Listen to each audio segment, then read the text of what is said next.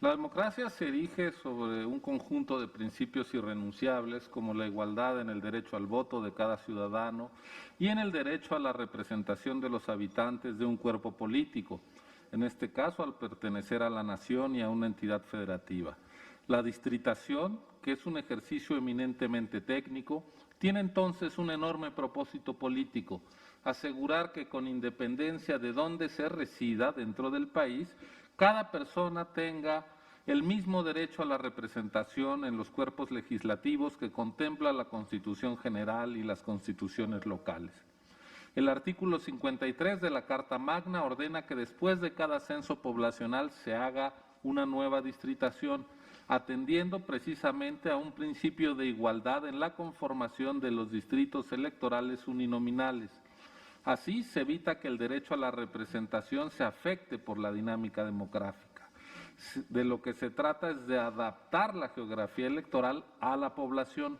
Siendo así, en promedio, cada 3 elecciones federales se debe hacer una nueva distritación. La actual, con base en los datos del censo de 2020, permitirá una representación pareja a los habitantes en el territorio nacional para las elecciones federales de 2024, 2027 y 2030. Después, para 2033, deberá estar lista otra distritación. También la distritación a nivel local permitirá la igualdad en la representación al interior de las entidades federativas. La regla constitucional es que cada distrito ha de tener un número equivalente de personas y cada entidad federativa tendrá tantos distritos y, en consecuencia, tantos diputados federales de mayoría relativa como lo determine el volumen de su población en relación al total de habitantes del país. Eso sí, como ordena la Constitución, ninguna entidad podrá tener menos de 2 distritos. Así fue que hace un mes, el 27 de agosto, se aprobó el acuerdo de este Consejo General sin una sola objeción para saber cuántos distritos corresponden a cada entidad. La operación fue sencilla. Se toma el total de la población, esto es 126.014.024 personas, de acuerdo al censo de 2020, y se divide entre 300, número de los distritos uninominales, lo que da 420.047. Luego, la población de cada entidad se divide entre esta cifra y se obtienen los distritos que corresponden a cada estado. Es una operación diáfana a partir de datos públicos que no proporciona el INE, ni el gobierno, ni los partidos, sino un organismo especializado, profesional y autónomo, el INEGI. Además, en agosto se aprobaron los criterios para la distritación 2021-2023, a saber, 1, equilibrio poblacional federal; 2, equilibrio poblacional local; 3, procurar distritos integrados con municipios de población indígena o afromexicana; 4, respetar la integridad municipal; 5, compacidad en el trazo de los distritos; 6, optimizar tiempos de traslado; 7, dar continuidad geográfica de los distritos, evitando la creación de islotes; y 8, poder atender factores socioeconómicos o accidentes geográficos. Estos criterios están firmes porque todas las fuerzas políticas coincidieron con ellos y nadie los impugnó. A partir de lo anterior, hoy damos un nuevo paso que consiste en definir los aspectos metodológicos y técnico-operativos para la aplicación de los criterios de distritación 2021-2023. O en otras palabras, avanzamos con los insumos para nutrir el ejercicio de trazo de la geografía electoral. Se trata de 3 elementos clave.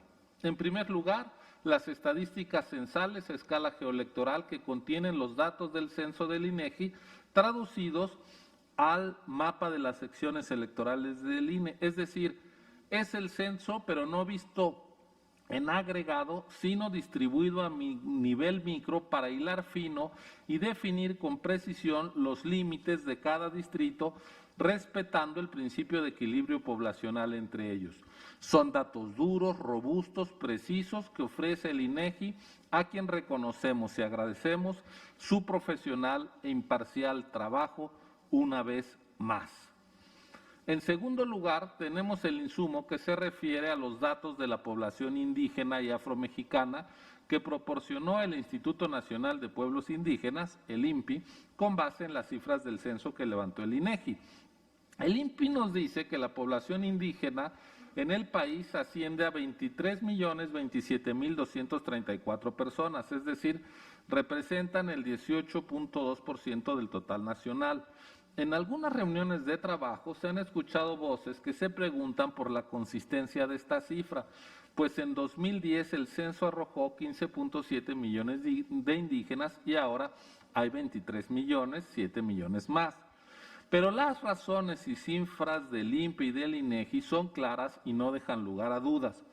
La población indígena es la que se reconoce a sí misma como tal, es decir, a la autoadscrita, no solo a la que habla una lengua indígena, sino de todas las personas que se identifican como parte de un pueblo, una comunidad, una cultura indígena, lo que es acorde con los tratados internacionales para saber cuál es la población indígena. El INEGI levantó el censo en 2.469 municipios del país. En 2.192 municipios se tuvo información de suficiente calidad estadística para identificar como autoadscritos indígenas a 22.910.000 personas. Solo en 277 municipios pequeños la muestra de recabación de información fue insuficiente y se tomó entonces a la población habitante en hogares con jefatura con habla de lengua indígena. Se trata solo de 117.183 indígenas que se suman a los 22.9 millones que dan entonces el total de los 23 millones. Además, la población afroamericana alcanza 1.423.791 habitantes, con lo que en total tenemos entre población indígena y afromexicana un total de 24.451.025 habitantes. Este dato es fundamental para avanzar en el criterio 3 que procura conformar distritos con al menos 40% de población indígena y afromexicana.